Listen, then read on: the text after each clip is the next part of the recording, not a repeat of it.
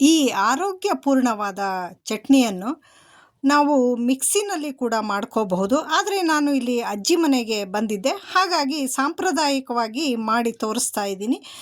ಜೋಳದ ರೊಟ್ಟಿ ಜೊತೆ, ಚಪಾತಿ, ದೋಸೆ ಜೊತೆ ಎಲ್ಲ ತುಂಬ ಚೆನ್ನಾಗಿರುತ್ತೆ. ಹಾಗೆ ಈ ಚಟ್ನಿಗೆ ಎಣ್ಣೆ, ತುಪ್ಪ, ಮೊಸರು ಹಾಕ್ಕೊಂಡು ತಿಂದರೆ ತುಂಬ ಚೆನ್ನಾಗಿರುತ್ತೆ. ಈ ಮೂರು ಕೂಡ ಈ ಚಟ್ನಿಗೆ ಒಳ್ಳೆ ಕಾಂಬಿನೇಷನ್. ಈ ಚಟ್ನಿ ಬಾಣಂತಿಯರಿಗೂ ಸಹ ಕೊಡಬಹುದು. ಡಯಾಬಿಟಿಸ್ ಇರೋರಿಗಂತೂ ತುಂಬ ಒಳ್ಳೆಯದು. ಯಾರೆಲ್ಲ ವೆಯ್ಟ್ ಲಾಸ್ ಮಾಡ್ಕೋಬೇಕು ಅಂತ ಇದ್ದಾರೆ ಅವ್ರಿಗೂ ಸಹ ಒಳ್ಳೆಯದು. ಹೆಣ್ಣು ಮಕ್ಕಳಿಗೆ ಇದು ಹಾರ್ಮೋನ್ಸ್ ಬ್ಯಾಲೆನ್ಸ್ ಆಗುತ್ತೆ, ದೇಹಕ್ಕೂ ಕೂಡ ತಂಪು. ಹಾಯ್, ನಾನಿವತ್ತು ಒಂದು ಹಳೆಯ ಕಾಲದ ಮೆಂತೆ ಚಟ್ನಿಯನ್ನು ಮಾಡೋದನ್ನು ತೋರಿಸ್ತಾ ಇದ್ದೀನಿ. ನಾನು ಅದಕ್ಕಾಗಿ 100 ಗ್ರಾಮು ಮೆಂತೆ, 200 ಗ್ರಾಮು ಖಾರ ತುಂಬ ಕಮ್ಮಿ ಇರುವಂಥ ಮೆಣಸಿನ್ಕಾಯಿ ತೊಗೊಂಡಿದ್ದೀನಿ. ಖಾರಕ್ಕೆ ತಕ್ಕ ಹಾಗೆ ಕೂಡ ಹೆಚ್ಚು ಕಮ್ಮಿ ಮಾಡ್ಕೊಳ್ಬಹುದು. ರುಚಿಗೆ ತಕ್ಕಷ್ಟು ಉಪ್ಪು, ಸ್ವಲ್ಪ ನಾಟಿ ಬೆಳ್ಳುಳ್ಳಿ, ಮಾಮೂಲಿ ಬೆಳ್ಳುಳ್ಳಿ ಕೂಡ ತಗೊಳ್ಬಹುದು. ಕರಿಬೇವಿನ ಸೊಪ್ಪನ್ನು ಬಿಸಿಲಿಗೆ ಒಣಗಿಸಿ ಇಟ್ಕೊಂಡಿದ್ದೆ. ಬೆಲ್ಲ ಆಪ್ಷನಲ್, ಬೇಕಂದರೆ ಸೇರಿಸ್ಕೋಬೋದು, ಇಲ್ಲ ಅಂತಂದರೆ ಏನು ಬೇಡ. ಡಯಾಬಿಟಿಸ್ ಇರೋರು ಬೆಲ್ಲನ ಸ್ಕಿಪ್ ಮಾಡಿ. ಹುಣಸೆ ಹಣ್ಣು ಒಂದು ನಿಂಬೆ ಗಾತ್ರದಷ್ಟು ಹುಣಸೆ ಹಣ್ಣು ಬೇಕಾಗುತ್ತೆ, ಆದರೆ ನಾನು ಇದನ್ನು ವಿಡಿಯೋ ಮಾಡೋದು ಮರೆತುಬಿಟ್ಟೆ. ಮೆಂತೆಯನ್ನು ಹುರ್ಕೊಳ್ಬೇಕು. ನಂತರ ಮೆಣಸಿನ್ಕಾಯಿಯನ್ನು ಸ್ವಲ್ಪ ಎಣ್ಣೆ ಹಾಕಿಬಿಟ್ಟು ಹುರ್ಕೊಳ್ಬೇಕು. ಮೆಂತೆಗೇನು ಎಣ್ಣೆ ಹಾಕೋದು ಬೇಡ, ಮೆಣಸಿನ್ಕಾಯಿಗೆ ಮಾತ್ರ ಎಣ್ಣೆ ಹಾಕಿ ಹುರ್ಕೊಳ್ಬೇಕು, ಘಾಟು ಕಮ್ಮಿ ಆಗುತ್ತೆ. ಹಾಗೆ ಕರಿಬೇವು ಸೊಪ್ಪನ್ನು ಕೂಡ ಹುರ್ಕೊಳ್ಬೇಕು. ನಂತರ ಇದನ್ನೆಲ್ಲ ನಾನು ಬಿಸಿಲಿಗೆ ಇಟ್ಟೆ.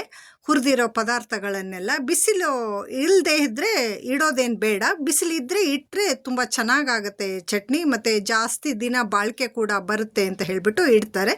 ನಮ್ಮ ಅಜ್ಜಿ ಮನೆಯಲ್ಲಿ ಮಿಕ್ಸಿ ಇದ್ದರೂ ಕೂಡ ಈ ಥರ ಕಲ್ಲಿದೆ ಆಡಿಸೋದಕ್ಕೆ, ಖಾರ ಆಡಿಸೋದಕ್ಕೆ, ಅದರಲ್ಲೇ ಆಡಿಸ್ತಾರೆ. ಇದು ಬಾಳಿಕೆ ಬರಬೇಕಲ್ಲ, ಹಾಗಾಗಿ ಮೆಣಸಿನ್ಕಾಯಿ ಮತ್ತು ಮೆಂತೆಯನ್ನು ಮೊದಲಿಗೆ ಹಾಕ್ಕೊಂಡು ಆಡಿಸ್ತಾ ಹೋಗಬೇಕು. ಸ್ವಲ್ಪ ಹಾಗೆಯೇ ಪೌಡರ್ ಆಗಬೇಕು ಅದು. ನಂತರ ಸ್ವಲ್ಪ ನೀರು ಹಾಕ್ತಾ ನಾವು ಆಡಿಸ್ಕೋಬೇಕು. ತುಂಬ ನೀರು ಹಾಕೋದು ಬೇಡ. ಮಿಕ್ಸಿಗೆ ಹಾಕೋದಾದರೆ ಮೆಣಸಿನ್ಕಾಯಿನ ತುಂಡು ಮಾಡಿ ಸೇರಿಸ್ಕೊಳ್ಬೇಕು. ನಂತರ ಇಲ್ಲಿ ಇಬ್ಬರು ಸೇರಿಕೊಂಡು ಚಟ್ನಿ ಆಡಿಸ್ತಾ ಇದ್ದಾರೆ. ಬೇಗ ಆಗುತ್ತೆ, ಈಸಿ ಆಗುತ್ತೆ ಅಂತ ಹೇಳಿಬಿಟ್ಟು ಹುಣಸೆ ಹಣ್ಣನ್ನು ತೊಳೆದು ನೀರಲ್ಲಿ ನೆನೆಸಿ ಇಟ್ಟಿರೋದನ್ನು ಸೇರಿಸ್ಕೊಳ್ತಾ ಇದ್ದಾರೆ ಈಗ. ನಂತರ ಕರಿಬೇವಿನ ಸೊಪ್ಪು ಸೇರಿಸ್ಕೊಳ್ತಾ ಇದ್ದಾರೆ. ಉಪ್ಪು ಕೂಡ ಸೇರಿಸ್ಕೊಂಡು ಮತ್ತೆ ರುಬ್ಬೋದಕ್ಕೆ ಸ್ಟಾರ್ಟ್ ಮಾಡಿದ್ರು ಈಗ ಇಬ್ಬರು. ಚಟ್ನಿ ಫೈನ್ ಪೇಸ್ಟ್ ಆದ ನಂತರ ಕೊನೆಯಲ್ಲಿ ಬೆಳ್ಳುಳ್ಳಿಯನ್ನು ಸೇರಿಸ್ಕೋಬೇಕು. ಮುಂಚೆನೇ ಬೆಳ್ಳುಳ್ಳಿ ಸೇರಿಸ್ಕೊಂಡ್ರೆ ಫೈನ್ ಪೇಸ್ಟ್ ಆಗೋದಿಲ್ಲ, ಅದು ಸ್ಟಿಕ್ಕಿ ಆಗೋಕ್ಕೆ ಪ್ರಾರಂಭ ಆಗಿಬಿಡುತ್ತೆ. ಸ್ವಲ್ಪನೇ ನೀರು ಸೇರಿಸ್ಕೊಂಡು ರುಬ್ಬಬೇಕು ಇದನ್ನು, ಮಿಕ್ಸಿಲಾಗಲಿ ಅಥವಾ ಕಲ್ಲಲ್ಲಾಗಲಿ. ಕೊನೆಯಲ್ಲಿ ಬೆಲ್ಲ ಸೇರಿಸ್ಕೊಂಡ್ರು ಅಮ್ಮ.